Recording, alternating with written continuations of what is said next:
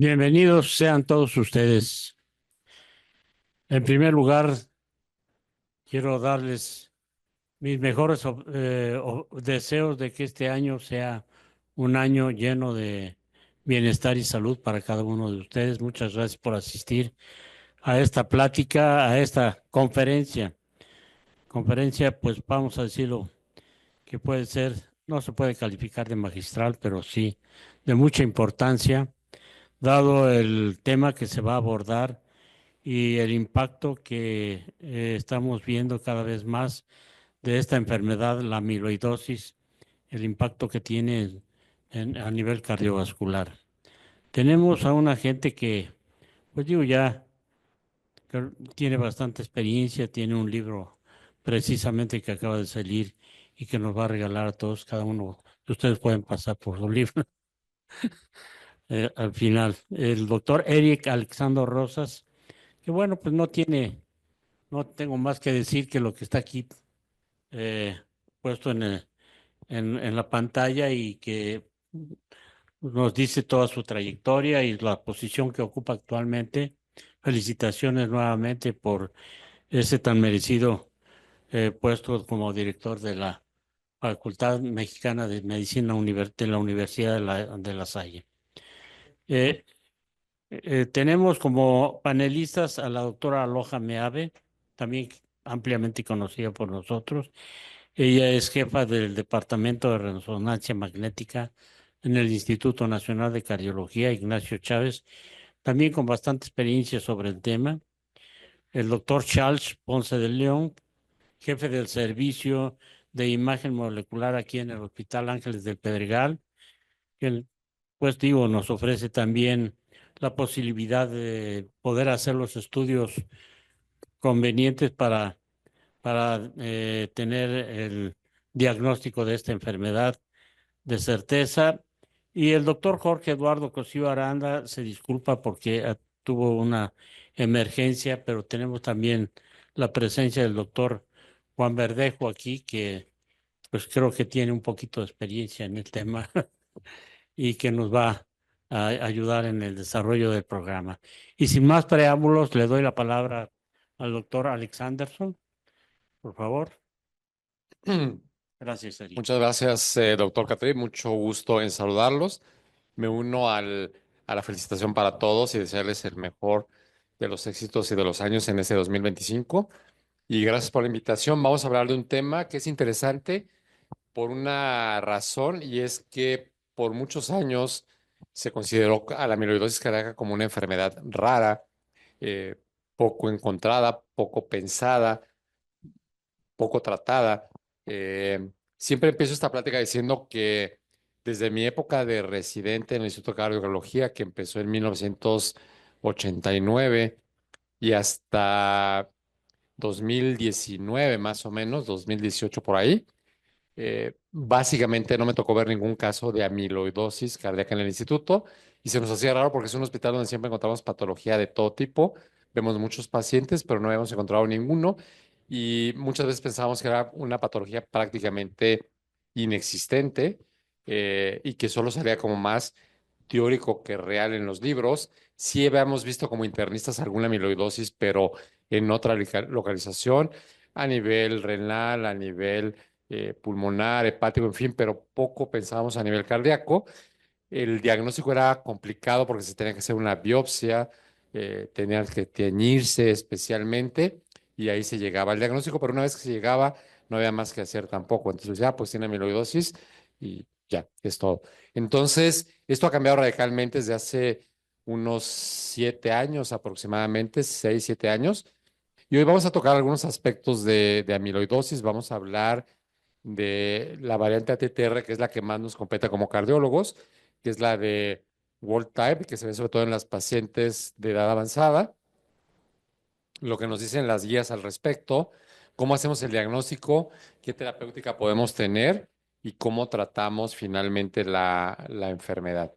Entonces, es lo que yo comentaba hace rato, desde etapas iniciales y básicamente hasta hace pocos años, al menos en mi experiencia, habíamos visto ningún caso, y del 19 al 23 hemos estudiado aproximadamente en el servicio unos 122 casos que se sospecha que pueden tener amiloidosis, de los cuales han resultado positivos 19%, 15% más o menos, 19 personas, perdón, 15% de lo que se envía. Obviamente no es la cardiopatía isquémica, no es la hipertensión que tiene una incidencia altísima, pero no es tan rara como fue cero por muchos, muchos, muchos años y que nunca referíamos a un diagnóstico especial con esa patología como residentes y que hoy muchos residentes inclusive se pasan del otro lado, piden demasiados casos que a lo mejor no tienen criterios para llenar amiloidosis y piden el estudio para ver si se tiene. Eh, Esta incidencia de un 15% anda muy parecida a la que se encuentra a nivel global, a nivel mundial. Entonces, más o menos los centros que se dedican a estudiar mucho amiloidosis tienen más o menos esta incidencia de cada 100 casos o cada 100 pacientes estudiados, aproximadamente 15 de ellos tienen tienen amiloidosis. Hay diferentes presentaciones de la enfermedad. Empezaré por algo que es muy común, que está muy de moda, que es la insuficiencia cardíaca, y después diremos algunos criterios clínicos generales de dónde podría yo sospechar que un paciente pudiera tener amiloidosis. Como la falla cardíaca es muy amplia, tiene una incidencia alta, la amiloidosis ATTR, la que tiene que ver más con el involucro cardiovascular, generalmente puede dar insuficiencia cardíaca, pero también puede dar alteraciones en el electro, alteraciones produciendo arritmias como fibrilación auricular, pseudoinfartos con Qs que no son muestra de necrosis. Hay datos como de falla cardíaca como dolor torácico, disnea, edemas, fatiga. Hay otros datos que son más que orientan a alteraciones neurológicas como neuropatías periféricas o autonómicas y que pueden también estar englobadas en esta enfermedad. Sin duda, la población más afectada en la que va a haber incidencia cardiovascular es la que se presenta en la edad avanzada. Hay una variante genética que se presenta en las primeras etapas, pero desafortunadamente todavía estamos muy incompletos en determinar genética en nuestros pacientes. Es un método relativamente caro y muchos de ellos no salen catalogados con esta diferenciación genética, pero vamos a verlo sobre todo en pacientes con edad avanzada y vamos a ver que mientras más edad, la probabilidad de que encontremos amiloidosis crece. Y hoy esto es muy importante porque la esperanza de vida en sus pacientes es muy alta. Hoy no es nada raro tener consultas donde los pacientes que vemos toda una tarde son de 70 años para arriba, a veces son de 80 años para arriba, es decir, cada vez es más alta la incidencia de pacientes con edad avanzada que los vamos a ver en la consulta. Mi paciente récord, que la quiero mucho, que siempre la presumo, tiene 102 años de edad y todavía anda muy dinámica y quiere viajar y quiere salir. En fin, ese es algo que podríamos tener como algo aspirativo a lograr. En la serie de autopsias que se han hecho en los pacientes mayores de 70 años, hasta 20-25% tenían depósitos de amiloide cardíaco y los mayores de 95 años hasta casi 40% de los pacientes tienen amiloidosis. En alguna serie de autopsias que se hicieron en México, en las que encontramos insuficiencia cardíaca con función sistólica preservada, que es la eh, presentación más habitual, es claro que a mayor edad la incidencia aumenta muchísimo y vean, estos menores de 80 años andan muy parecidos a ese 15% que hemos encontrado en nuestro departamento. Eh, por tanto, siempre que tengamos a un paciente con falla cardíaca hospitalizado mayor de 65 años, una probabilidad es que sea amiloidosis y sobre todo si tiene más de 75 años, pues le vamos a atinar a un mayor número de pacientes.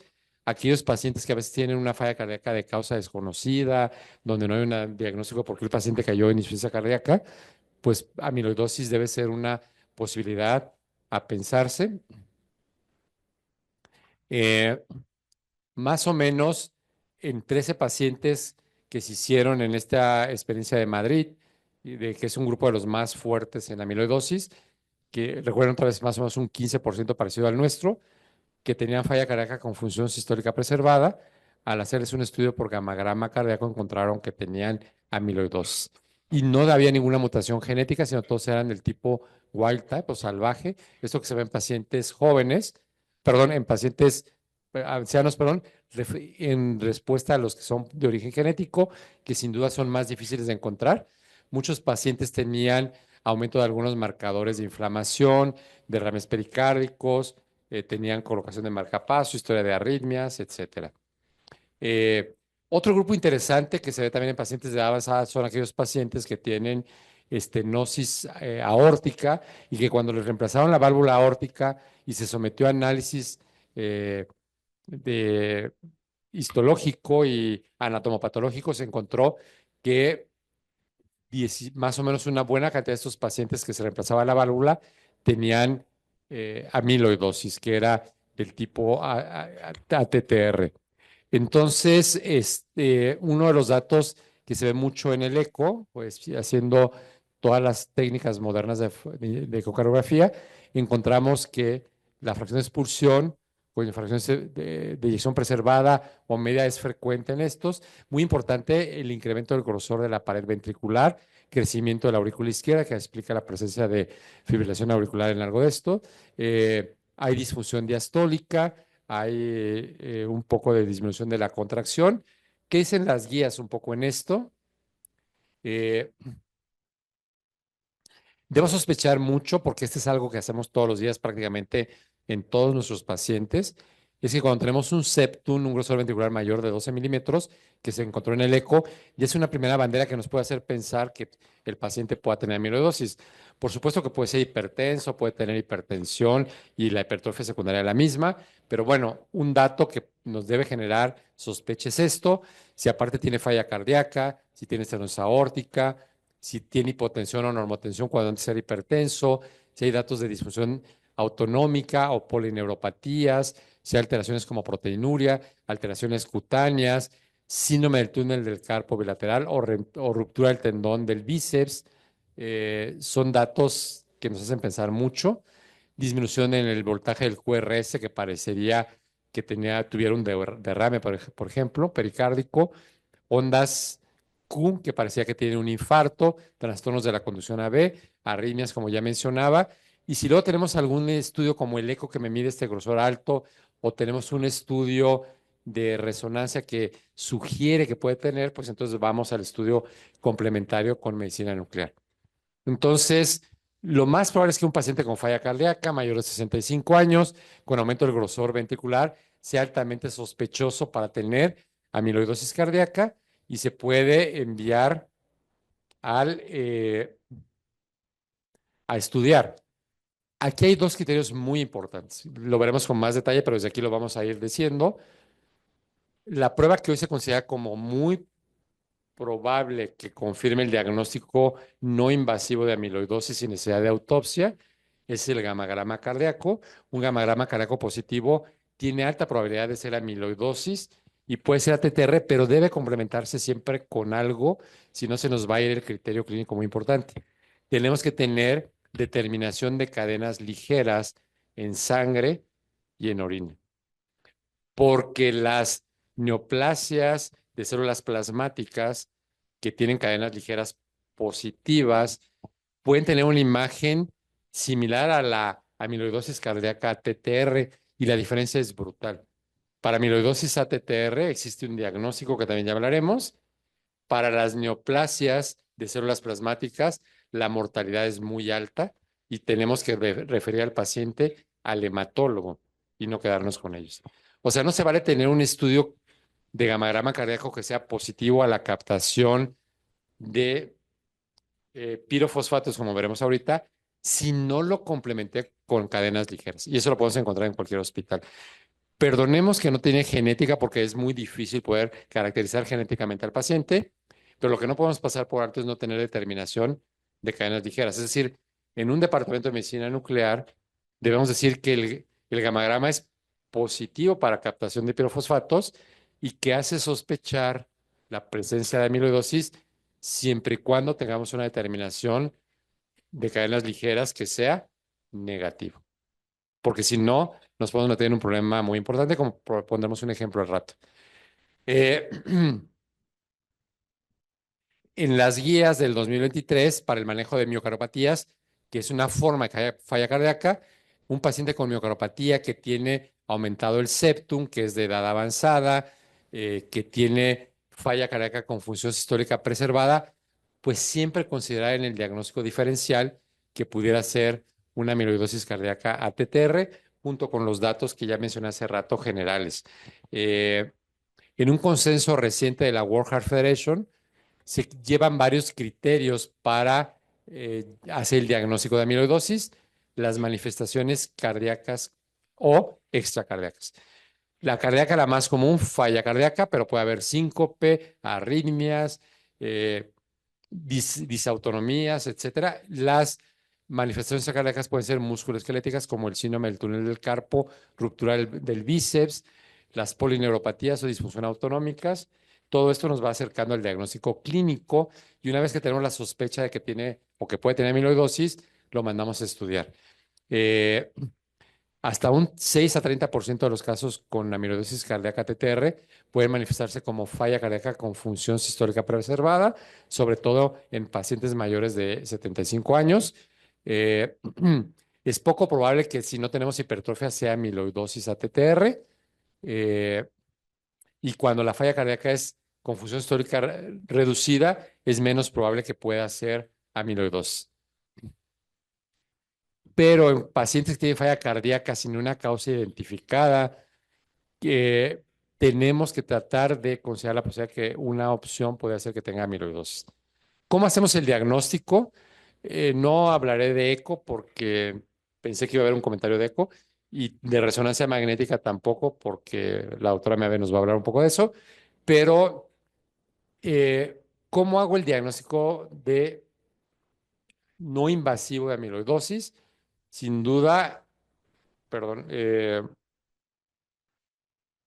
déjenme regresarme aquí. Aquí está. Tenemos que tener estudios de eco y de resonancia que son sugestivos de amiloidosis ante la sospecha clínica de los datos que ya mencionamos previamente. Lo terminamos de confirmar con medicina nuclear y excluimos que no sea una gamopatía monoclonal, haciendo cadenas ligeras que deben ser negativas. Si son positivas, entonces ya estamos mal en el diagnóstico.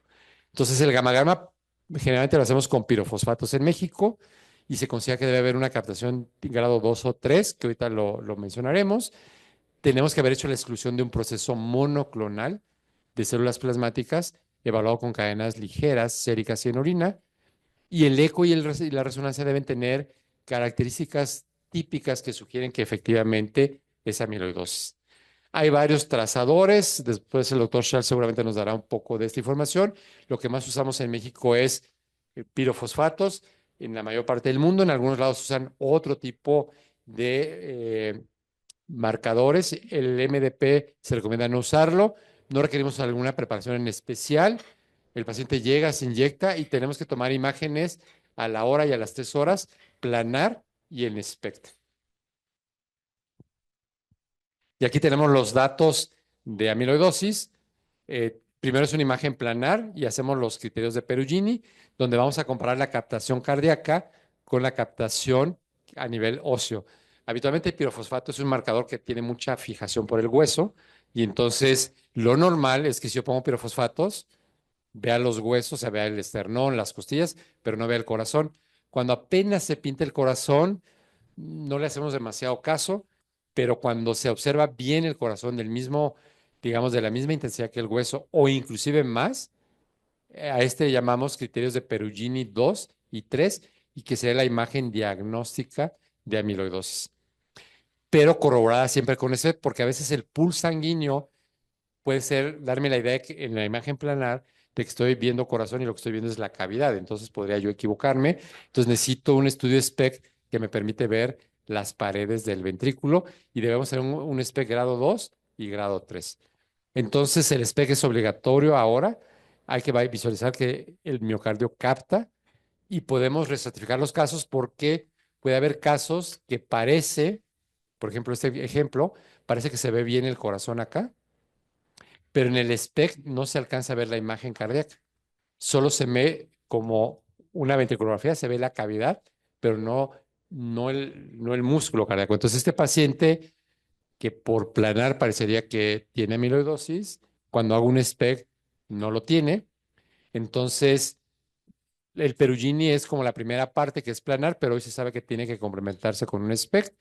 Y también puede hacer un índice que es corazón y el lado contralateral, donde si tengo un índice arriba de 1.5 a la hora o de 1.3 a las 3 horas, es decir, que hay mayor captación en el miocardio que en el lado contralateral, entonces podríamos decir que también es un criterio que apoya el diagnóstico de amiloidosis. ¿Puedo hacer un diagnóstico invasivo? Sí, pero la biopsia es complicada y una biopsia negativa no excluye la presencia de amiloidosis porque podría no haber biopsiado justo la zona que más me interesaba. Eh, ¿Podemos hacer una biopsia extracardíaca? Sí, pero a lo mejor el encontrar una biopsia positiva en la lengua, en alguna otra zona, no me quiere decir que necesariamente el corazón esté afectado, podría ser otro órgano.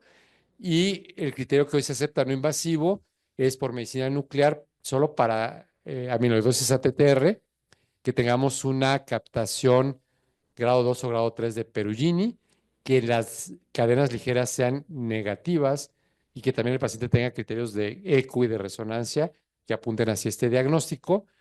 Eh, Quiero pensar rápidamente cómo hago el diagnóstico. Pues si tenemos estos datos como insuficiencia cardíaca, hipertrofia, estenosis aórtica, eh, y hallazgos incidentales en el eco, en la resonancia, pues tengo que pensar qué es.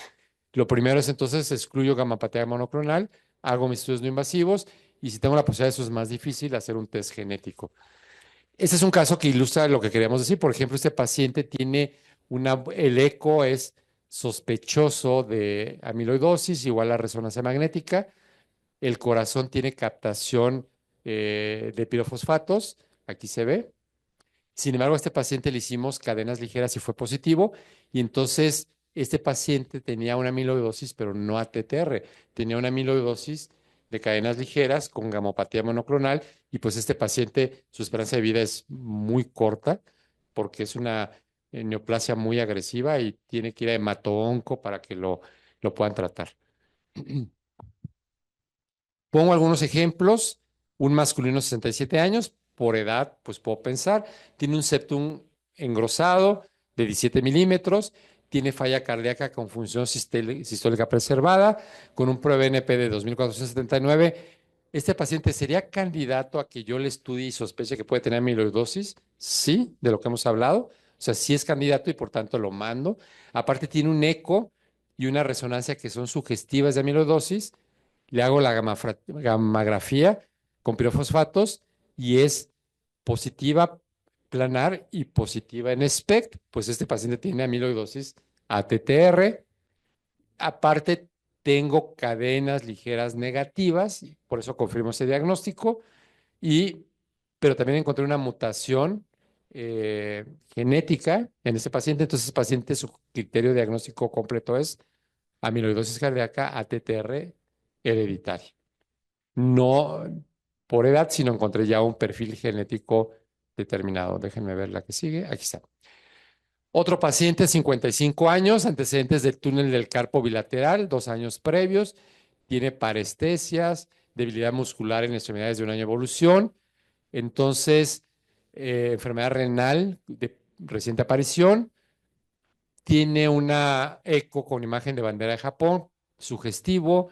eh, ¿Lo podría yo mandar a hacer el diagnóstico? ¿Pensar que puede tener amiloidosis? Sí, porque reúne criterios clínicos que me lo hacen sospechar y también algún criterio de imagen.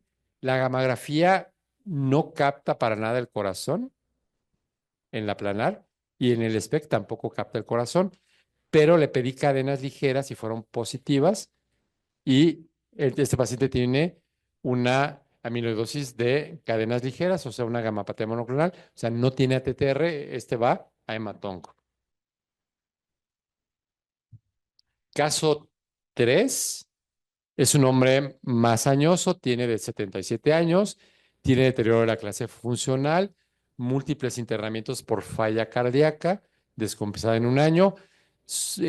Sospecharía que tiene amiloidosis. Sí, le pido un eco sospechoso, le pido una resonancia sugestiva, la gamografía es negativa, las cadenas ligeras son negativas, pero como el criterio clínico es muy sospechoso, entonces le hago una biopsia y resulta que sí tiene amiloidosis ATTR, pero hereditaria de una variante que no fue ávida de pirofosfato.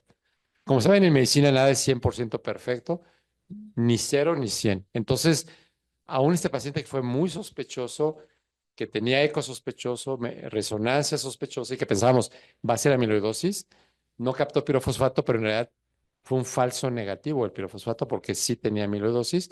Y lo que pasa es que es una variante rara, pero existe.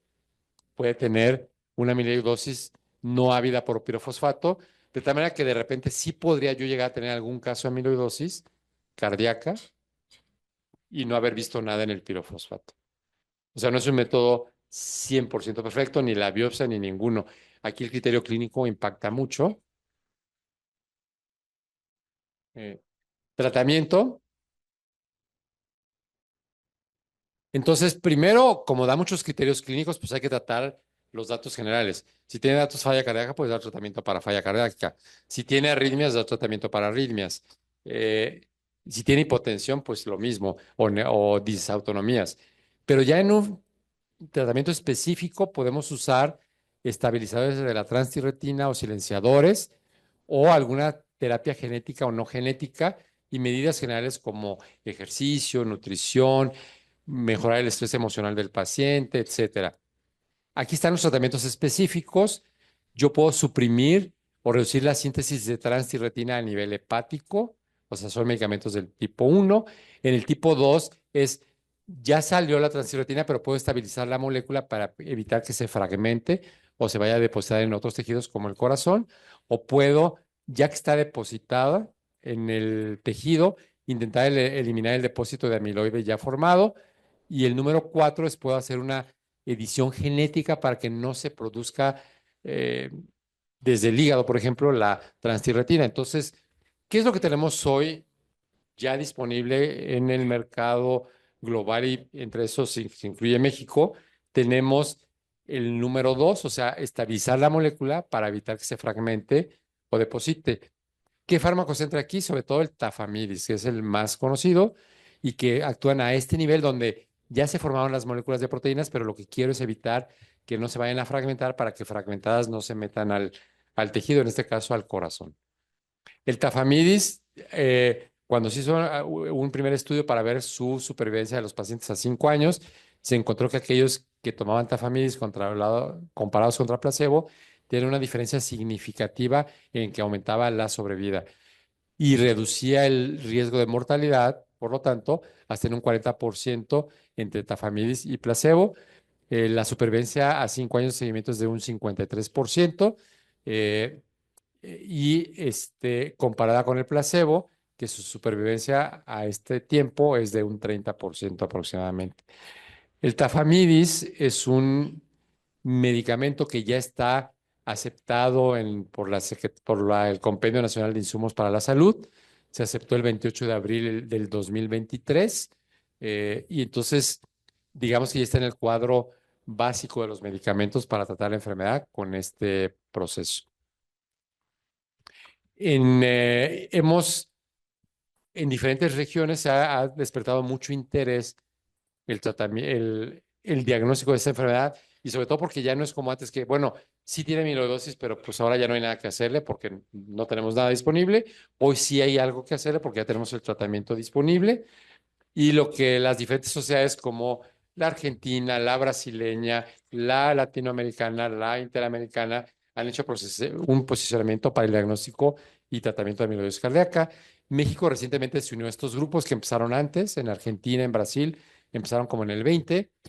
Nosotros quiero decir, México publicó en el año pasado un posicionamiento médico para el diagnóstico y tratamiento de amiloidosis cardíaca en México, que fue una cooperación entre la Sociedad Mexicana de Cardiología, la ANCAM y la Asociación Mexicana de Insuficiencia Cardíaca. Se hizo este posicionamiento mexicano para el diagnóstico de amiloidosis y tratamiento, en el que se dice, bueno, si tengo sospecha clínica, electrocardiográfica y por imagen, hago cadenas ligeras para excluir una gamopatía y entonces yo lo mando a medicina nuclear con pirofosfatos y hago, si se puede, que es más difícil, secuenciación genética, pero si este es positivo y lo demás es negativo y esta sospecha existe, pues el diagnóstico es amiloidosis y hay que tratarlo.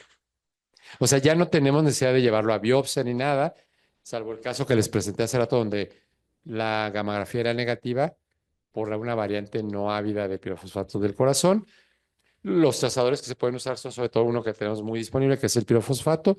Aparte es un estudio muy barato, muy rápido, fácil de leer, o sea que no toma mayor tiempo y sobre todo el costo es mucho más económico. Es de los estudios más baratos en medicina nuclear, los pirofosfatos.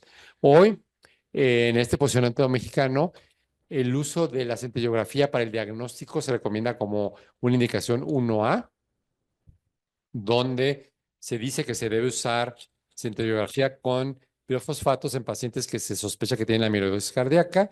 Es obligatorio hacer no solamente imagen planar, sino también SPECT. Y el otro criterio es que si tengo una captación 2-3 de Perugini, un índice corazón lado contrario mayor de 1.5 o de 1.3, depende si es a la hora o a las horas, son altamente sugestivas de amiloidosis cardíaca TTR en ausencia de gamapatea monoclonal, es decir, que ya evidencié que las cadenas ligeras fueron negativas.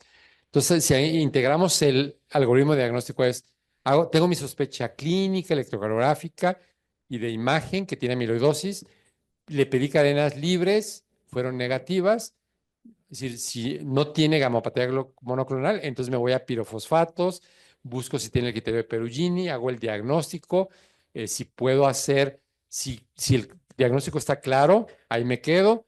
Si me da duda de que no capta pirofosfatos, pues hago una biopsia.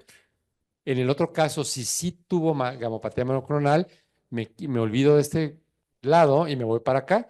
Aquí tengo que hacer una biopsia inmunohistoquímica y sería una amiloidosis por cadenas ligeras con un tratamiento más. Ahí no me lo sé mucho, pero eso lo saben los hematoncólogos. ¿Cómo trato esto desde el punto de vista hematoncológico? Lo que sí sé es que la sobrevida es muy baja a los 6 meses una vez que se hizo el diagnóstico.